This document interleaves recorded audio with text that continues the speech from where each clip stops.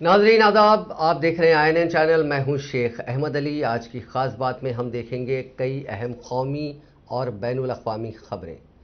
वज़ीर आज़म नरेंद्र मोदी वेस्ट बंगाल और उड़ीसा के दौरे पर हैं। पहले वो उड़ीसा पहुंचे। भुवनेश्वर में उन्होंने वज़ीर आला नवीन पटनायक के साथ यास तूफान के नुकसानात पर इजलास किया। इस इजलास में रियासत के आला अफसर भी मौजूद रहे। वज़ीर आज़म को बताया गया कि तूफान से सबसे ज़्यादा नुकसान उड़ीसा में हुआ। वेस्ट बंगाल और झारखंड के कुछ हिस्से भी मुतासिर हुए। साइक्लोन यास से हुए नुकसानात का जायजा लेने के लिए वज़ीर आज़म मोदी ने उड़ीसा के भद्रक और बालेश्वर जिलों और वेस्ट बंगाल के नॉर्थ मेदिनीपुर का हवाई सर्वे किया। इन्हीं जिलों में ही तूफान ने सबसे ज़्यादा तबाही मचाई है। मरकजी हुकूमत ने मुतासिरा लोगों के लिए 1000 करोड़ रुपए के राहत पैकेज का ऐलान किया है। इनमें फौरी राहत के लिए 500 करोड़ रुपए उड़ीसा को और 500 करोड़ रुपए बंगाल झारखंड के लिए दिए जाएंगे। ये रकम नुकसान की बुनियाद पर दी जाएगी। वज़ीर आज़म ने तीनों रियासतों को भरोसा दिया कि मरकजी हुकूमत इस मुश्किल वक्त में हर मुमकिन मदद करेगी। मरकज़ मुतासिरा रियासतों में नुकसान का जायजा लेने के लिए एक इंटर मिनिस्टेरियल टीम भेजेगी। साथ ही तूफान से तबाह हुए बुनियादी ढांचे को दोबारा तैयार करने में भी मदद करेगी। वज़ीर आज़म मोदी ने उड़ीसा हुकूमत की जानिब से तूफान से निपटने के लिए की गई तैयारियों की तारीफ की, जिससे कम जानो माल का नुकसान हुआ। हालांकि उन्होंने बंगाल का जिक्र नहीं किया। अक़वाम मुत्तहिदा की इंसानी हुकूक़ काउंसिल ने कल यानी जुमेरात को गाज़ा में इसराइल और हमास के माबीन 11 रोज़ा लड़ाई के दौरान होने वाले जराइम की बैनुल अक़वामी तहक़ीक़ात का ऐलान किया। दूसरी तरफ इसराइल ने इस फैसले को मुस्तरद करते हुए उससे कहा कि इस पर गाज़ा पर हमले का आईनी जवाज़ है। जेनीवा में जुमेरात को 47 रुकन ममालिक पर मुश्तमिल काउंसिल के खुसूसी इजलास में 24 मुल्कों ने गाज़ा में मुर्तकबा जराइम की तहक़ीक़ात के लिए करारदाद के हक़ में वोट दिया, जबकि 9 ममालिक ने उसकी मुखालिफत की और 14 ममालिक ने करारदाद पर रायशुमारी में हिस्सा नहीं लिया। गाज़ा में जंगी जराइम की तहक़ीक़ात से मुतालिक करारदाद इस्लामी ताउन तंजीम यानी OIC और अक़वाम मुत्तहिदा में फ़लस्तीनी वफ़द ने पेश की थी। काउंसिल की मौजूदा सदर फिजी की सफ़ीर निसर शमीम खान ने रायशुमारी के बाद इस करारदाद की मंजूरी का ऐलान किया। अमेरिका ने अक़वाम मुत्तहिदा की इंसानी हुकूक़ काउंसिल में गाज़ा तनाज़े की तहक़ीक़ात की मंजूरी की मुखालिफत कर दी है और कहा कि इससे खित्ते में होने वाले हालिया पेशरफ्त के लिए ख़तरात पैदा हो गए हैं।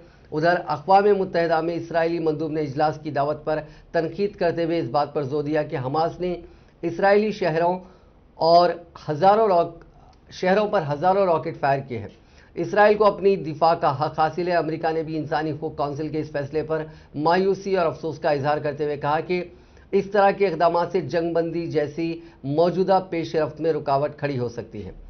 दूसरी जानिब हमास ने इंसानी हुकूक़ कमेटी के फैसले का खैर मकदम किया है। ख्याल रहे कि 10 मई से 21 मई के दरमियान फ़लस्तीनी तंजीमों और तिल अबीब के माबीन 11 रोज़ तक जारी रहने वाली जंग में 230 फ़लस्तीनी शहीद, जबकि फ़लस्तीनियों के रॉकेट हमलों में 13 हलाकतें हुई हैं। 21 मई को फ़लस्तीनी और इसराइल ने आलमी कोशिशों से आर्जी फायरबंदी का फैसला किया था।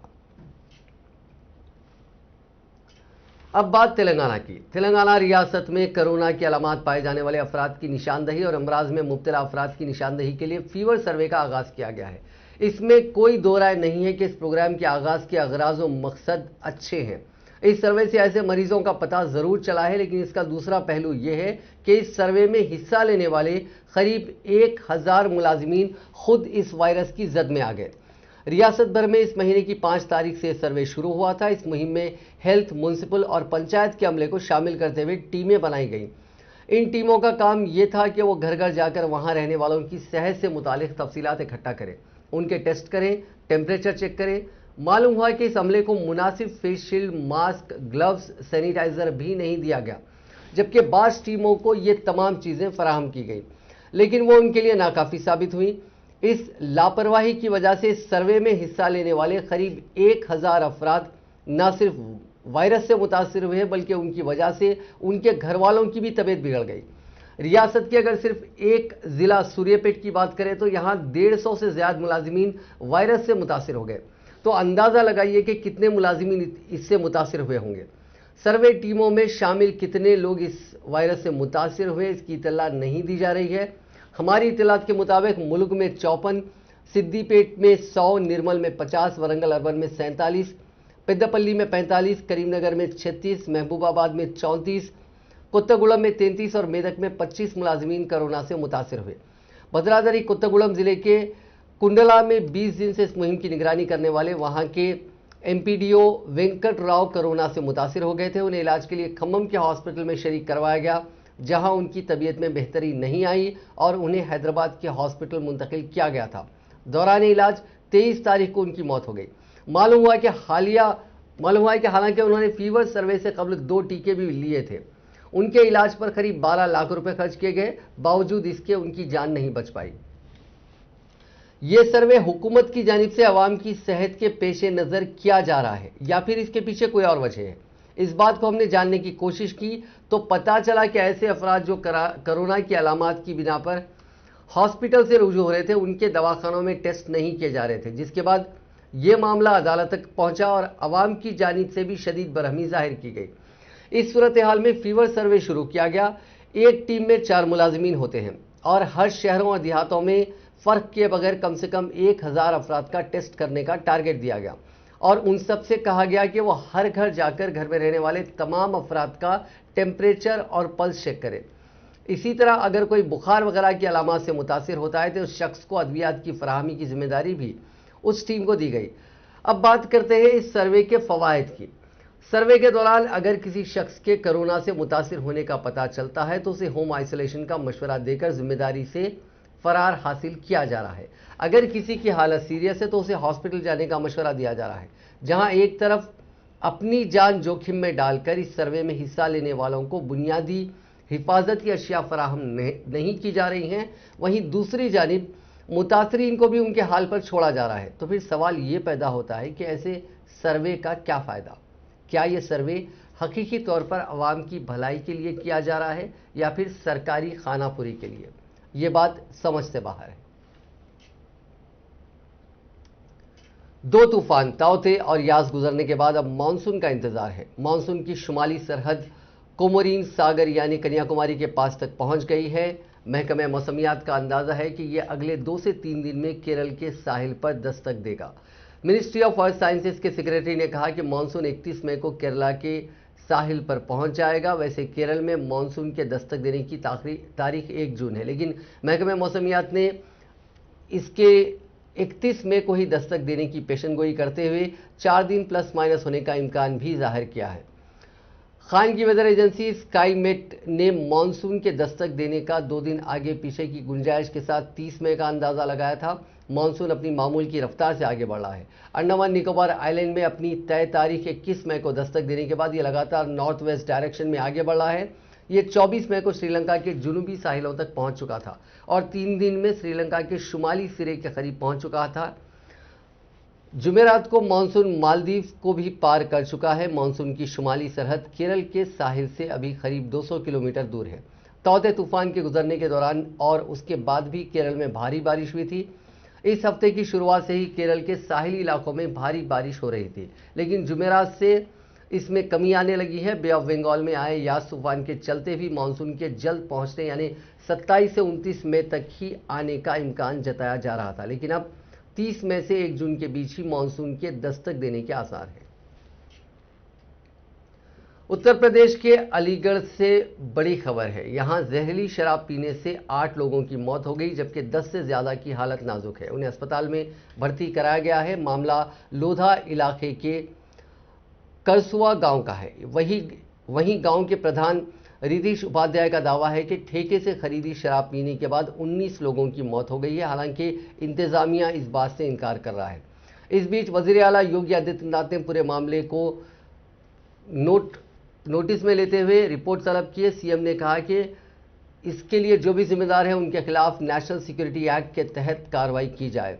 गांव वालों का कहना है कि लोधा और खैर इलाके के अंडला, करसुआ, हैवतपुर गांव के लोगों ने जुमेरात देर रात शाम अंडला में वाक़ देसी शराब के ठेके से शराब खरीद कर पी। इसके बाद देर रात एक एक करके कई लोगों की मौत हो गई, जबकि 10 से ज़्यादा लोग तशवीशनाक हालत में हैं।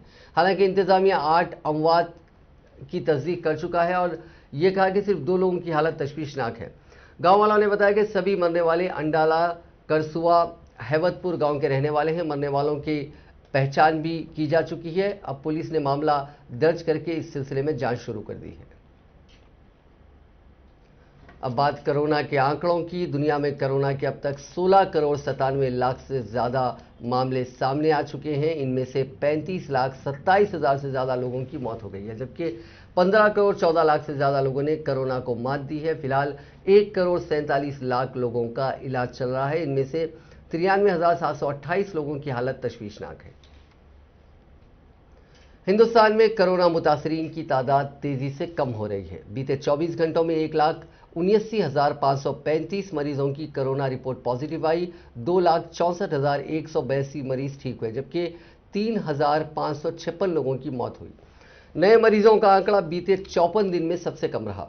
इससे पहले 13 अप्रैल को 1,85,306 नए मरीज मिले थे। 28 रियासतों और यूनियन टेरिटरीज में नए मरीजों से रिकवर होने वालों की तादाद ज्यादा रही है। सिर्फ तमिलनाडु, मणिपुर, मेघालय, अरुणाचल प्रदेश, नागालैंड, लद्दाख और मिजोरम में ही ठीक होने वालों की तादाद नए मरीजों से कम रही। जुमेरात के रोज मुल्क में 28,323 एक्टिव केसेस कम हुए। अब 23,27,541 मरीजों का इलाज चल रहा है। हिंदुस्तान ने पहली बार सरकारी तौर से कहा है कि कोरोना वायरस कहां से आया, इस पर अभी और ज्यादा जांच की जरूरत है। हिंदुस्तान ने कोरोना वायरस के ओरिजिन पर आगे और जांच पड़ताल और रिसर्च की तायद की है। वजारत खारजा ने कहा है कि वर्ल्ड हेल्थ ऑर्गेनाइजेशन की रिपोर्ट इस रिसर्च का पहला फेज था। किसी फैसले तक पहुंचने के लिए आगे और स्टडी की जरूरत है। हिंदुस्तान ने चीन का नाम लिए बगैर कहा कि कोरोना के ओरिजिन की जांच के लिए WHO के साथ जांच में सभी लोगों का साथ जरूरी है। कोरोना वायरस के ओरिजिन को लेकर चीन पर शुरू से ही सवाल उठते रहे हैं। कोरोना चीन का मैन मेड वायरस हो सकता है, ये बात धीरे धीरे पुख्ता होती जा रही है। पहले ऑस्ट्रेलियाई मीडिया ने चीन में 2015 में कोरोना पर रिसर्च होने का दावा किया था। फिर अमेरिकी मीडिया ने भी कुछ दिन पहले वायरस को लेकर बड़ा खुलासा किया। अमेरिकी अखबार द वॉल स्ट्रीट जर्नल की रिपोर्ट के मुताबिक चीन ने दुनिया और वर्ल्ड हेल्थ ऑर्गेनाइजेशन से बहुत जरूरी जानकारियां छुपाई हैं। कोरोना वबा के इलाज के लिए बनाई गई DRDO की 2G दवा की कीमत तय हो गई है। इसका प्रोडक्शन कर रही डॉक्टर रेड्डीज लैब ने बताया कि 2DG के एक डोज की कीमत 990 रुपये रखी गई है। मरकजी और रियासती हुकूमतों के साथ ही सरकारी अस्पतालों को इसकी खरीद पर छूट दी जाएगी। 2G दवा को defence research and development organisation DRDO की lab institute of nuclear medicine ने डॉक्टर रेड्डीज लैब की मदद से तैयार किया है। शुरुआती ट्रायल में पता चला कि इससे मरीज के ऑक्सीजन लेवल में भी सुधार होता है। Drugs controller general of India ने मई के महीने की शुरुआत में drug 2G oxy D glucose यानी 2DG को इमरजेंसी अप्रूवल दिया था। उस वक्त बताया गया था कि जिन मरीजों पर इस दवा का इस्तेमाल किया गया उनकी RT-PCR रिपोर्ट नेगेटिव आई। ये दवा कोरोना मरीजों में इन्फेक्शन की ग्रोथ रोककर उन्हें तेजी से रिकवर करने में मदद करती है। अप्रैल 2020 में कोविड-19 वबा की पहली लहर के दौरान इनमैस DRDO के साइंटिस्ट ने हैदराबाद की सेलुलर एंड मॉलिक्यूलर बायोलॉजी यानी CCMB की मदद से 2DG को लैब में टेस्ट किया था। स्टैंडर्ड ऑफ केयर मानक से मुकाबला करें तो दवा लेने वाले मरीज दूसरे मरीजों से 2.5 दिन पहले ठीक हो गए। DGCI ने मई 2020 में कोरोना मरीजों पर 2DG का दूसरा फेज का क्लिनिकल ट्रायल शुरू किया था। अक्टूबर 2020 तक चले ट्रायल में दवा 2DG को महफूज पाया गया। इससे कोरोना मरीजों को तेजी से रिकवर होने में मदद मिली। फेज 2 ट्रायल A और B फेज में किया गया। इनमें 110 कोरोना मरीजों को शामिल किया गया था। फेज 2A में 6 अस्पतालों के मरीज शामिल थे, जबकि फेज 2B में 11 अस्पतालों के मरीज शामिल हुए। दिसंबर 2020 से मार्च 2021 तक 220 कोरोना मरीजों पर तीसरे फेज का ट्रायल किया गया था। मुल्क में 18+ के सभी लोगों को कोरोना वैक्सीन लगाई जा रही है। अभी तक 20 करोड़ से भी ज़्यादा लोगों को वैक्सीन लगाई जा चुकी है, लेकिन वैक्सीन और वैक्सीनेशन प्रोग्राम को लेकर लोगों में अलग अलग तरह के सवाल या भ्रम फैले हुए हैं। अलग अलग लोगों की अलग अलग बातों ने आम लोगों में एक शक पैदा कर दिया है। इस बीच मरकजी हुकूमत ने वैक्सीन प्रोडक्शन और उसकी सप्लाई को लेकर कुछ वजाहत की है। हुकूमत का कहना है कि 2020 के वसत से ही वो अहम वैक्सीन प्रोड्यूसर्स के साथ बातचीत कर रही थी। फाइजर, मॉडर्ना जैसी लीडिंग वैक्सीन प्रोडक्शन कंपनियों के साथ कई बार बातचीत कर वैक्सीन को हिंदुस्तान में ही बनाने या एक्सपोर्ट पर बातचीत की जा चुकी है। डोज की सप्लाई लिमिटेड है और वैक्सीन देने को लेकर भी कंपनियों की अपनी प्रायोरिटी है।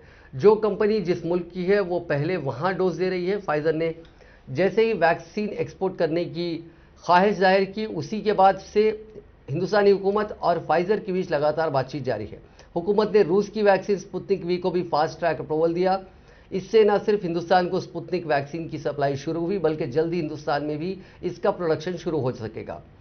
हुकूमत ने इस पर भी अपनी सफाई में कहा कि अमेरिका, यूके, जापान के साथ साथ WHO ने जिन वैक्सीन को अप्रूव किया था, मरकजी हुकूमत ने भी उन्हें अप्रैल में ही अप्रूवल दे दिया था। ये सभी वैक्सीन बिना किसी ब्रिजिंग ट्रायल के हिंदुस्तान में इस्तेमाल की जा सकेंगी। हाल ही में दूसरे मुल्कों के भी जो रिकग्नाइज्ड वैक्सीन प्रोड्यूसर्स हैं उनको ट्रायल से छूट दी गई है। जो हिंदुस्तानी ड्रग्स कंट्रोलर के पास वैक्सीन अप्रूवल के लिए फिलहाल कोई भी एप्लीकेशन पेंडिंग नहीं है। हुकूमत का कहना है कि 2020 की शुरुआत से ही वो वैक्सीन प्रोड्यूसर्स को ज़्यादा से ज़्यादा सहूलतें देने की कोशिश कर रही है। कांग्रेस के साबिक सदर राहुल गांधी ने कोरोना वबा पर हुकूमत और वजीर आजम को आड़े हाथों लेते हुए कहा कि वो नौटंकी बंद करें और वायरस को फैलने से रोकने के लिए उसके तमाम रास्ते बंद करें। उन्होंने मजीद कहा कि कोरोना वायरस को फैलने से रोकने के लिए टीकाकारी वाहिद मुस्तकिल हल है। राहुल गांधी ने कहा कि अगर हमने इस वायरस को फैलने से रोकने के लिए रास्ते बंद नहीं किए तो कई और लहरें आएंगी और वो दूसरी और पहली लहर से भी ज़्यादा खतरनाक होंगी।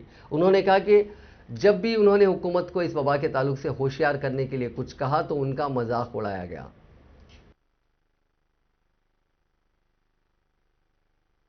और ये आस्ते आस्ते बदलता जाता है। जितनी आप इसको जगह देंगे ये बदलेगा बदलेगा बदलेगा और ज्यादा एफिशिएंट बनेगा। कोरोना के रोग को रोकने के 3-4 तरीके हैं। उन तरीकों में से एक परमानेंट सॉल्यूशन है, वो है वैक्सीन। लॉकडाउन हथियार है, मगर इससे लोगों को कष्ट होता है, दुख होता है, दर्द होता है। तो ये सॉल्यूशन नहीं है और ये टेम्पररी सॉल्यूशन है। सोशल डिस्टेंसिंग टेम्पररी सॉल्यूशन है, मास्क टेम्पररी सॉल्यूशन है, वैक्सीन परमानेंट सॉल्यूशन है। मगर अगर आपने वैक्सीन जल्दी नहीं की तो वायरस आपकी वैक्सीन के पकड़ से निकल जाएगा, भाग जाएगा। क्योंकि अगर आप वायरस को हिंदुस्तान में चलने देंगे, रोकेंगे नहीं, वो म्यूटेट करता जाएगा, बदलता जाएगा, एफिशिएंट बनता जाएगा। वैक्सीन स्ट्रेटजी के बारे में मैंने डायरेक्टली प्रधानमंत्री को बोला कि अगर हिंदुस्तान ने वैक्सीन स्ट्रेटजी नहीं ठीक लगाई, एक बार नहीं अनेक बार लोग मरेंगे। एक वेव नहीं आएगी, 2 वेव नहीं आएगी, 3 वेव नहीं आएगी, 4 वेव नहीं आएगी, आती जाएंगी, क्योंकि वायरस अडेप्ट करता जाएगा। अब स्थिति क्या है? कुछ ही समय पहले मैंने देखा फॉरेन मिनिस्टर भाषण दे रहे हैं कि हिंदुस्तान ने अपना नाम बना लिया, अलग अलग देशों को हमने वैक्सीन दिया। मुल्क में जारी कोरोना बहरान और वैक्सीन की किल्लत के दरमियान अपोलो ग्रुप ने ऐलान किया है कि उसके अस्पतालों में हर हफ्ता 10 लाख लोगों को रूसी तैयार करदा स्पुतनिक वी का टीका लगाया जाएगा। ख्याल रहे कि मुल्क में रूसी वैक्सीन स्पुतनिक वी को हंगामी तौर पर इस्तेमाल के लिए मंजूरी दी गई है और हिंदुस्तान के डॉक्टर लैब्स ने मुल्क में ही इसकी पैदावार शुरू की है। अपोलो ने ऐलान किया कि जून के दूसरे हफ्ते से ये वैक्सीन आम लोगों को लगानी शुरू कर दी जाएगी। अपोलो ग्रुप की एग्जीक्यूटिव वाइस चेयरपर्सन शोभना कामिनेनी ने कहा कि हमारे अस्पतालों में अब तक वैक्सीन की 10 लाख खुराकें लगाई गई हैं और इसमें frontline workers, high risk groups और कॉर्पोरेट मुलाजिमीन को तरजीह दी गई है। अब हम सभी को टीका लगाएंगे। शोभना ने कहा कि हम जून से 10 लाख वैक्सीन की खुराक हर हफ्ता फराहम करेंगे। इसके बाद जुलाई में उसकी तादाद दुगनी कर दी जाएगी। हमारा मंसूबा है कि हम सितंबर तक 2 करोड़ अफराद को टीका लगा देंगे। निजी शोबे के सबसे बड़े टीका लगाने वाले अपोलो ग्रुप का कहना है कि वो टीकाकारी मुहिम में मरकजी हुकूमत और रियासती हुकूमतों का ताउन करता रहेगा। शोभना कामिनेनी ने कोवैक्सीन और कोविशील्ड के तख्लीककारों को भी ताउन के लिए शुक्रिया कहा। हिंदुस्तान में स्पुतनिक वी का trial pharma company doctor Reddy's की जानिब से किया गया था। यह कुंभ में से इस वैक्सीन को टीकाकारी प्रोग्राम में शामिल कर दिया गया है और अब मुल्क में ही इसकी पैदावार शुरू हो गई है। Central board of secondary education यानी सीबीएसई क्लास 12 की बोर्ड एग्जाम्स के इनेकाद को लेकर कंफ्यूजन की हालत बनी हुई है। ऐसे में मरकजी वजारत तालीम ने इसको लेकर सभी रियासतों और यूनियन टेरिटरीज से सजेशंस मांगे थे। इस सिलसिले में अब तक 32 रियासतों और यूनियन टेरिटरीज ने इम्तिहानात को मुनक्किद करने के हक़ में अपनी राय दी है, जबकि दिल्ली, महाराष्ट्र, गोवा और अंडमान निकोबार हुकूमतों ने स्टूडेंट्स और टीचर्स के लिए कोरोना टीके की मांग की। अलग अलग मुख्तलिफ रिपोर्ट्स में यह दावा किया जा रहा है कि इम्तिहानात पर सहमति जताने वाले 32 रियासतों और यूनियन टेरिटरीज में से 29 ने इजलास में ऑप्शन बी और ऑप्शन ए जो दिए गए थे उसमें ऑप्शन बी को चुना है, जिसमें यह कहा गया था कि इम्तिहानात बाकायदा मुनक्किद किए जाएंगे। 12वीं के एग्जाम्स पर इतवार के रोज़ यानी 23 मई को वजीर दिफा राजनाथ सिंह की सदारत में हुए इजलास के बाद सभी रियासतों और यूनियन टेरिटरीज को 2 दिन में अपने सजेशंस देने के लिए कहा गया था। सजेशंस मिलने के बाद मरकजी वजीर तालीम रमेश पोखरियाल निशंक सभी तजावीज़ पर गौर कर रहे हैं और इस सिलसिले में 1 जून को एक इजलास मुनक्किद किया जाएगा। केरला ने फिर मुल्क को बता दिया है कि वो हेल्थ सर्विसेज के मामले में बाकी रियासतों से बेहतर क्यों है। यही वजह है कि वज़ीर-ए-आज़म नरेंद्र मोदी को भी केरल की तारीफ करनी पड़ी है। केरल के हेल्थ वर्कर्स मुल्क में सबसे बेहतर माने जाते हैं। आज उन्हीं की वजह से केरल कोरोना वैक्सीनेशन के नुकसान यानी वेस्टेज को कम करने के मामले में मुल्क में नंबर 1 है। नुकसान तो छोड़िए, हेल्थ वर्कर्स ने तय डोज में से ज़्यादा लोगों को वैक्सीन डोज दे दी है। मरकजी वजारत सेहत ने रियासतों को वैक्सीन के 10% तक वेस्टेज की छूट दी है। केरल को 73,38,806 वैक्सीन की डोज मिली थी, जिनमें से उसने लोगों को 74,26,164 डोजेज दी। इसका मतलब यह हुआ कि केरल ने 87,358 जायद लोगों को वैक्सीन दी।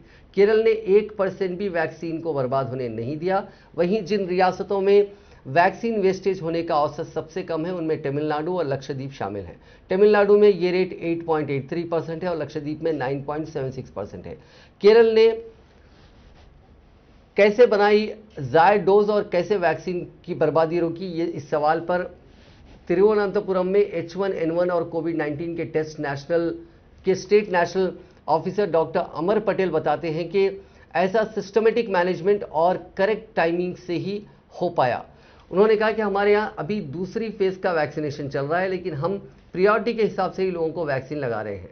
वो बताते हैं कि मान लीजिए कि किसी सेंटर पर 100 लोगों को वैक्सीन लगानी है, तो उनमें से हम फिलहाल 70 से 80 लोगों को चुन रहे हैं जिन्हें सेकेंड डोज लगानी है, बाकी हम फर्स्ट डोज लगाते हैं। फिलहाल हम और वैक्सीन का इंतजार कर रहे हैं। केरल हुकूमत ने 1.5 लाख वैक्सीन का ऑर्डर दिया है। डॉक्टर अमर कहते हैं कि डोज का वेस्टेज रोकने और जायद डोज लगाने के लिए हेल्थ वर्कर्स ने किसी की तयशुदा डोज में से कोई कटौती नहीं की है, बल्कि तय जो मिकदार है उसके मुताबिक ही हर किसी को डोज लगाई गई है। लेकिन इस सब के बीच साइंटिफिक और सिस्टमेटिक प्रोसेस इख्तियार करने से ज़्यादा लोगों को डोज लगना मुमकिन हो पाया है। एयरपोर्ट और भीड़भाड़ वाली जगहों पर स्नीफर डॉग्स यानी सूंघकर चीज़ों का पता लगाने वाले कुत्तों को आपने देखा होगा। ये कुत्ते एक्सप्लोजिव्स, ड्रग्स, इलेक्ट्रॉनिक्स या जो बैंड चीज़ें होती हैं उसके बारे में पता लगाने में सिक्योरिटी एहलकारों की मदद करते हैं। हालिया रिसर्च में एक्सपर्ट्स ने दावा किया है कि कुत्ते इंसानों को सूंघकर उनमें कोरोना वायरस का भी पता लगा सकते हैं। अप्रैल में university of Pennsylvania and collaborators के रिसर्च की एक स्टडी जर्नल PLOS 1 में पब्लिश हुई। इसके मुताबिक ट्रेनिंग पा चुके 9 कुत्तों, जिसमें 8 लैब्राडोर रिट्रीवर और एक बेल्जियन मेलिनोइस ने SARS-CoV-2 से मुतासिर मरीजों के यूरिन सैंपल आइडेंटिफाई किए थे। इनकी पॉजिटिव सैंपल को डिटेक्ट करने की एक्यूरेसी 96% थी। पिछले हफ्ते London school of hygiene and tropical medicine and collaborators ने 1 साल तक चली स्टडी के नतायज को प्रिंट किया है। इसमें बताया गया है कि 6 ट्रेंड स्नीफर कुत्तों ने कोरोना से मुतासिर लोगों को सिर्फ अपनी ऑर्डर यानी सूंघकर उनके सैंपल को सूंघकर पहचान की है और उनकी एक्यूरेसी 94% थी। आरटीपीसीआर टेस्ट के मुकाबले कुत्तों की सैंपल टेस्टिंग एक्यूरेसी 97.2% थी। नेगेटिव सैंपलिंग में इनकी एक्यूरेसी 92% थी।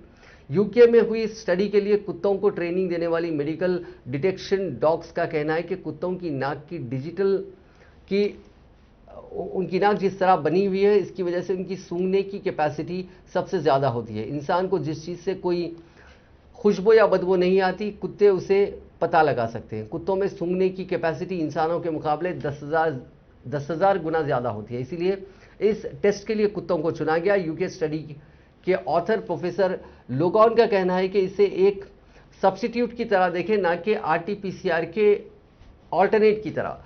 डॉग टेस्ट का सबसे फायदा यह है कि स्नीफर डॉग्स कुछ मिनटों में ही इंफेक्शन का पता लगा सकते हैं। भीड़भाड़ वाली जगह में अगर इस टेस्ट के जरिए से स्क्रीनिंग हो तो मुतासिर को इन्फेक्शन को फैलने से रोकने में मदद मिल सकती है। इसके अलावा इसका एक और फायदा यह होगा कि आरटीपीसीआर टेस्टिंग में कमी आएगी और टेस्टिंग करने वालों पर दबाव कम होगा। कोरोना वबा के बीच ग्रेटर नोएडा के क्लिनिक में मरीज ने साथी के साथ मिलकर डॉक्टर पर खुलेआम फायरिंग कर दी। डॉक्टर ने बुखार दिखाने आए मरीज परमीत से सिर्फ मास्क पहनने के लिए कहा। फायरिंग का यह वाकया सीसीटीवी में कैद हो गया, जिसे पुलिस ने कब्जे में ले लिया। पुलिस ने मामला दर्ज कर लिया है। उन्होंने बताया कि अहम मुलजिम परमीत फरार है, जिसकी तलाश की जा रही है। उसके दोस्त राहुल को गिरफ्तार कर लिया गया है। ग्रेटर नोएडा के एडिशनल डिप्टी कमिश्नर विशाल पांडे ने कहा कि यह वाकया जरचा पुलिस स्टेशन इलाके में हुआ। फूलपुर गांव के रहने वाले 22 साल का परमीत दादूपुर गांव में डॉक्टर राजाराम के क्लिनिक पर बुखार दिखाने के लिए गया था। उसने मास्क नहीं पहना था। डॉक्टर और स्टाफ ने उससे मास्क पहनने के लिए कहा। काफी बहस हुई, लेकिन परमीत को क्लिनिक में अंदर जाने नहीं दिया गया। मुलजिम डॉक्टर को धमकी देकर चला गया। विशाल पांडे के मुताबिक इससे गुस्साया परमीत क्लिनिक से चला गया। इसके करीब 1 घंटे बाद वो अपने दोस्त राहुल के साथ फिर आया। इस बार वो गन लेकर आया था। इसके बाद दोनों ने फिर स्टाफ और डॉक्टरों से बहस की और इसी दौरान डॉक्टर पर खुलेआम फायरिंग कर दी। हालांकि इस वाकये में किसी को कोई चोट नहीं आई। डॉक्टर के बिल्कुल पास से गोली निकली थी। वो बाल बाल बचे। फायरिंग के बाद दोनों धमकी देकर वहां से फरार हो गए। वजारत सेहत और नीति आयोग ने जुमेरात के रोज मुल्क में कोरोना की दूसरी लहर के संभलते हालात के आंकड़े बताए थे। प्रेस कॉन्फ्रेंस के दौरान हुकूमत ने न्यूयॉर्क टाइम्स की उस रिपोर्ट का भी जिक्र किया, जिसमें हिंदुस्तान में कोरोना से 40 लाख अमवात का अंदेशा जाहिर किया गया था।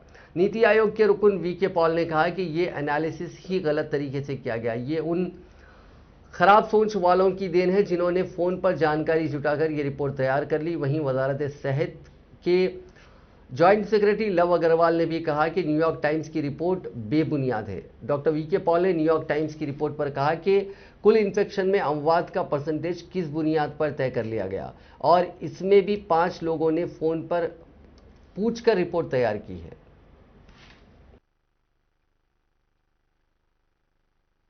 वह 26 थी और पिछले वाले सीरो सर्वे में 14 थी, उससे पिछले वाले।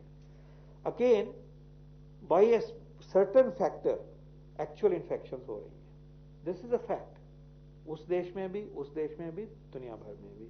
तो इसमें कोई इशू नहीं है।